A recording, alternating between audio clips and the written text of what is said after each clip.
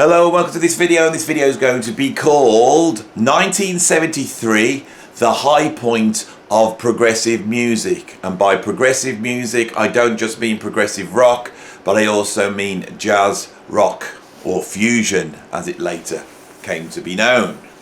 In this video I'm going to be discussing the sort of history, cultural influences, the context that makes this year so important for the music that I cover on this channel.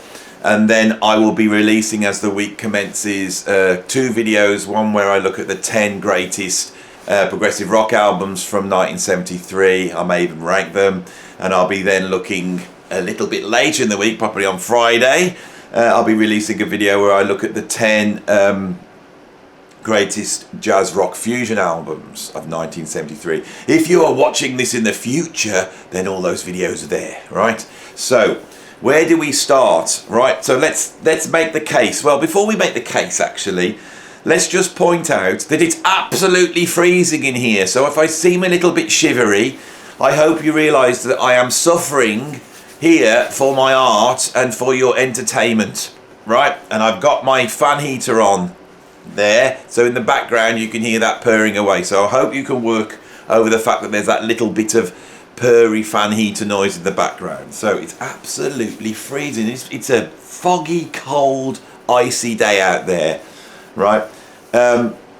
So why am I doing this? Well, it's occurred to me, I was on, I think, Facebook, and a post came up, you know, saying that there was this box set of Dark Side of the Moon coming out, and it was the 50th anniversary of that album.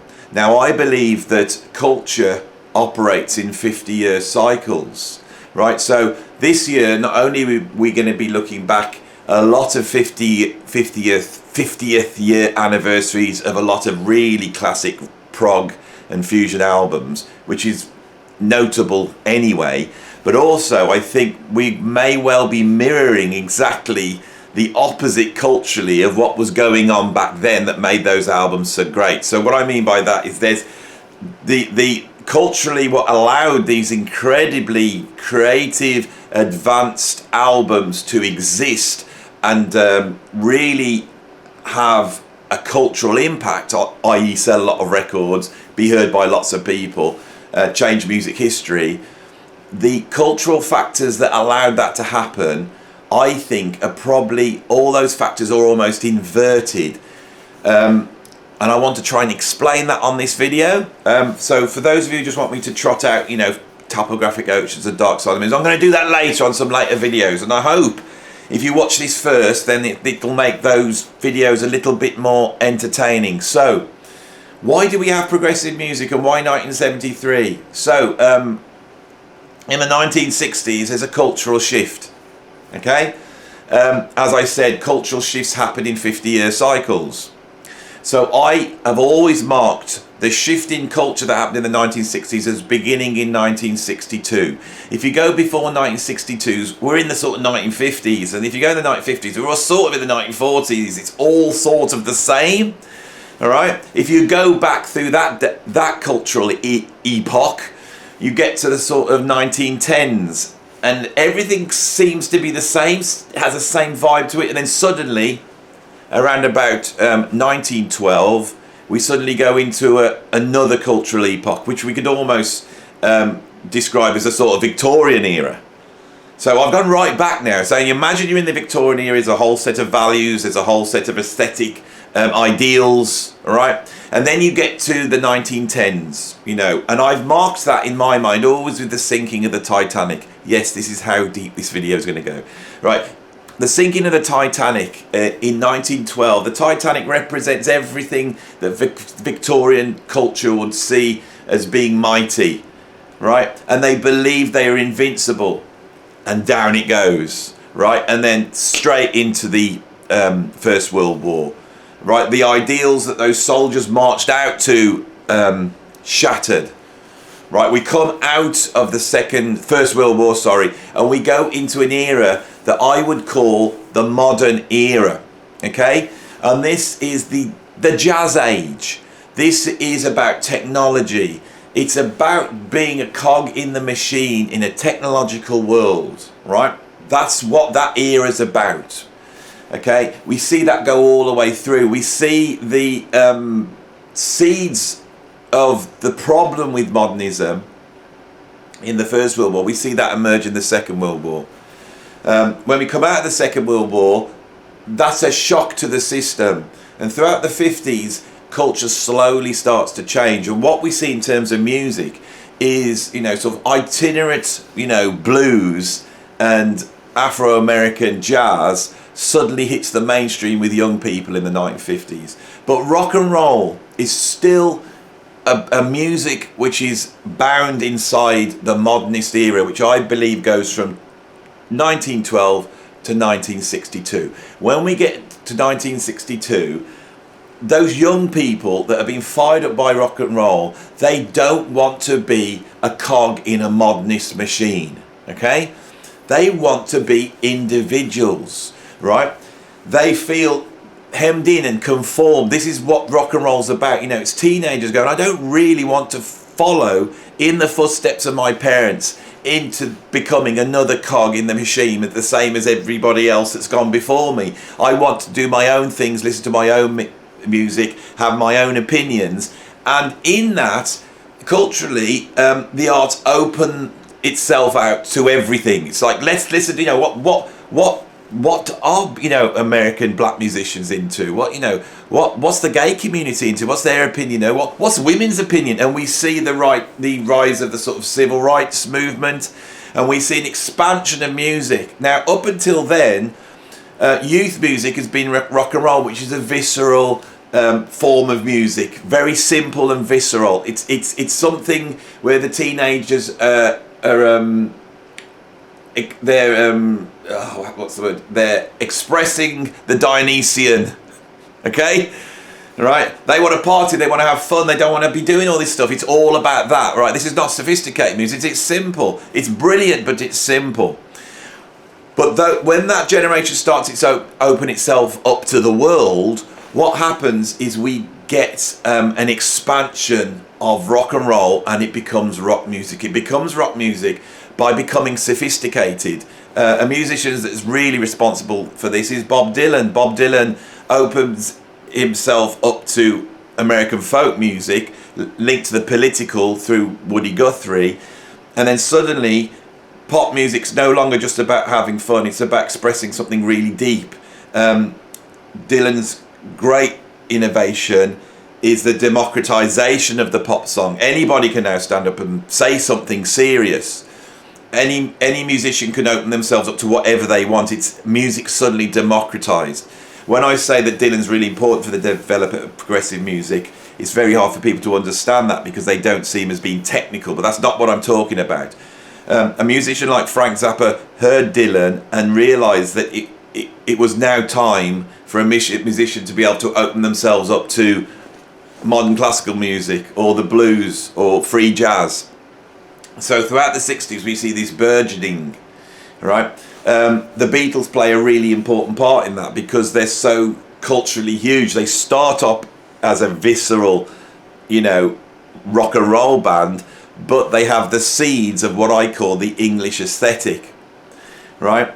And that English aesthetic, which is embodied within the Beatles, and their cheeky, chappy, working class persona, which is a very strong part of the English aesthetic, suddenly puts them into superstardom. But they go into superstardom as music is opening up, and they're allowed to take popular music and make it more and more complex, make it deeper, make it able to do more. So we have a slow march up through the years towards 1973. When the Beatles pack it in 1970s, it opens the door for a whole bunch of bands: King Crimson, Pink Floyd, Jethro Tull, Yes, Led Zeppelin, Black Sabbath, Deep Purple. You know, the door is open, and this is at a time where, in terms of entertainment, we move from the single, the pop single, which is the vehicle of rock and roll. We go to the album, and the album becomes the most important artifact in culture at that time. What I mean by that is, you go to the cinema, you can put the television on, but if you want your mind blown in your home, that's the best thing anyone's got, you know. So people no longer just want to, you know, go out to a bar and listen to a pop song and have a dance. They want to buy an album that they can put on and go on a journey. And progressive rock and jazz fusion comes in and opens that door to do that. And so people start to outdo each other. You know, what can we do? Can we put an orchestra on an album? How long can we make a track? Can we make a track that's like a mini opera? If we're going to make a mini opera, why don't we make a massive opera? You know, I'm thinking of Tommy by The Who, you know. Can we make a track that's a whole side long? And around about 1970, you see, bands going, you know, could we make a track that's a whole side long? You know, Pink Floyd with Atom Heart Mother. They made a suite, you know. ELP with Tarkus, and then suddenly we're doing that, and bands are trying to do that, and you can see Yes are going, ooh, ELP have done a track that's the whole side long, we should do that, but can we do it better? How can we outdo them? And in 1972 we get, you know, close to the edge, you know. So the way I see the history of progressive rock is that slow emergence through of bands, and it's not a commercial thing, but it is driven by commerciality. It's a period where bands are being rewarded for being more and more out there, right? It's the true driver of progressiveness. And I think what happens is all these ideas come to fruition in 1972. And what we have in 1972 is a bunch of incredibly groundbreaking progressive albums and a bunch of incredibly groundbreaking fusion albums.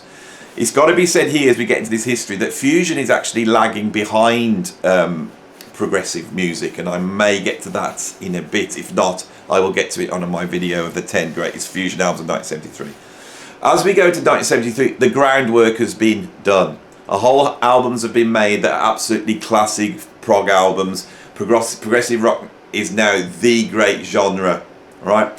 And so we go into 1973 with this confidence now, okay? We are at the peak. What the progressive rock world doesn't realise is that we are now at this peak and there's nowhere else to go but slowly over the thing and slowly downhill, all right? And that's a really interesting story, and it counters the idea that prog just toddled along, getting bigger and bigger and more out of control and didn't know what it was doing. And then punk came along and it set it straight. I think the musicians realised around about 1973 as well that things would have to change. And I think when I go through the progressive rock albums of 1973, I'm going to be able to tell that story that musicians were aware of that. You know, there's only so big you can get.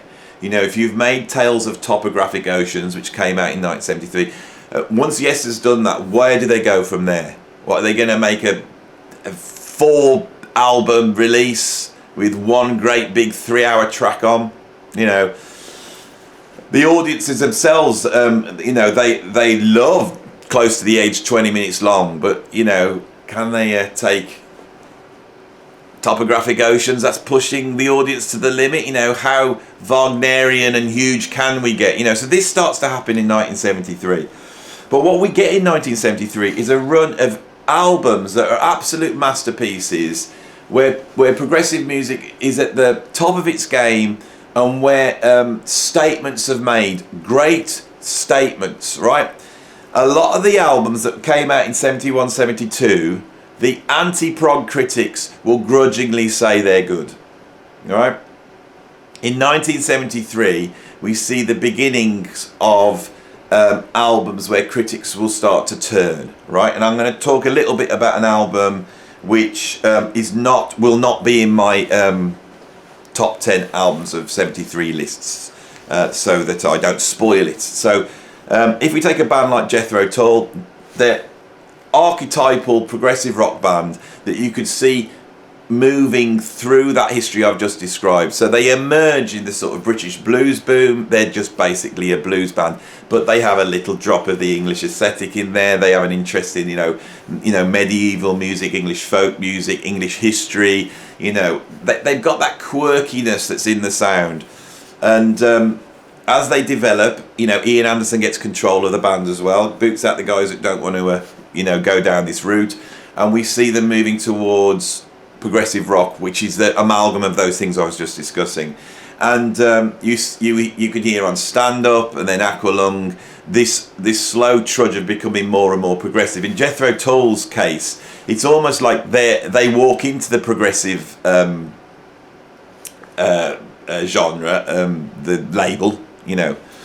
And I think that happens when they make Aqualung and everyone starts to call it a concept album and this and this, and you almost feel like Jethro Tull going, right, you know, this, they've called us prog. They're saying we're prog and this is a concept album. All right, if that's what they want, we'll give them that.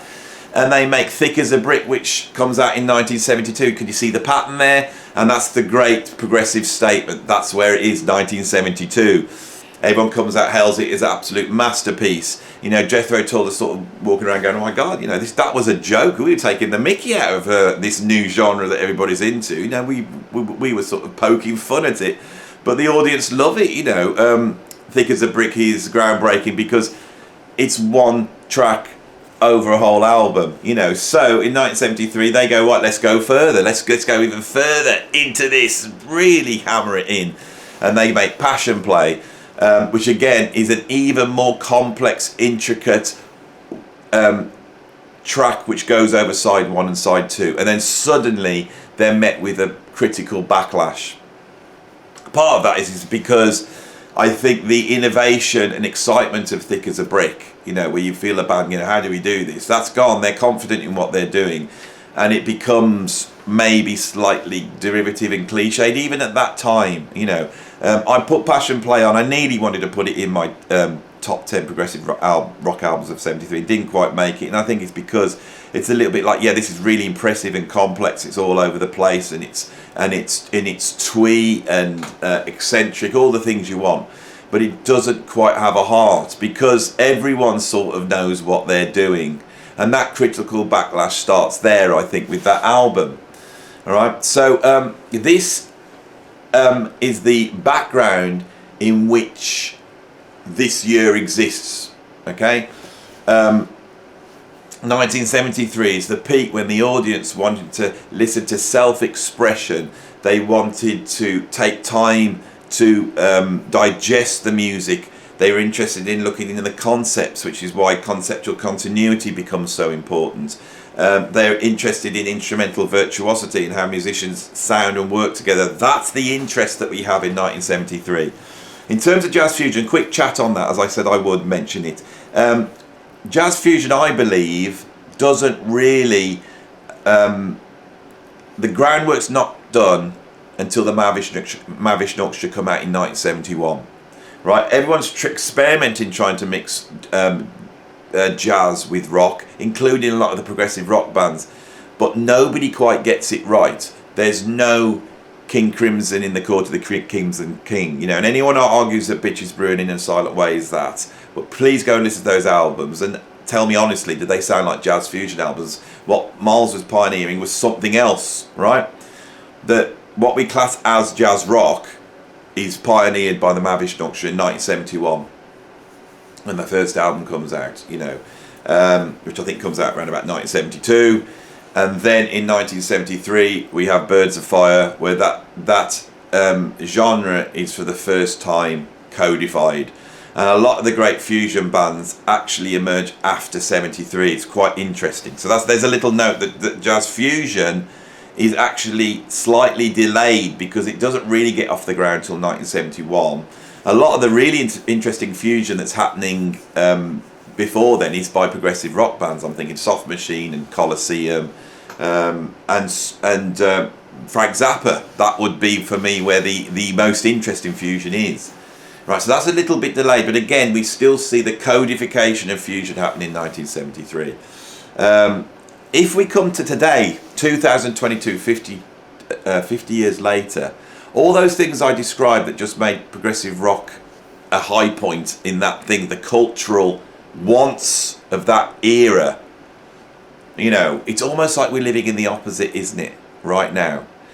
In that self-expression, and I think this is the most important, self-expression has gone in music, right? I think this is the thing I dislike about modern music. It's not that I don't like the pop songs and I don't think they're great singers, I think there's good songwriters around, but the computer has come and eradicated self-expression, right? and I've talked about that at length, and I probably will again. You know, if you want me to talk about that more, I will. But the computer with its auto-tune and timing correction and everything that it's done is taking the humanity out. Self-expression is no longer needed. And with that, an interest in instrumental capability has gone, because we're listening to computers, right? People are interested in self-expression, and they're really not interested in anything that lasts longer than about 40 seconds in terms of concepts. So concepts have to exist in one sentence rather than one album.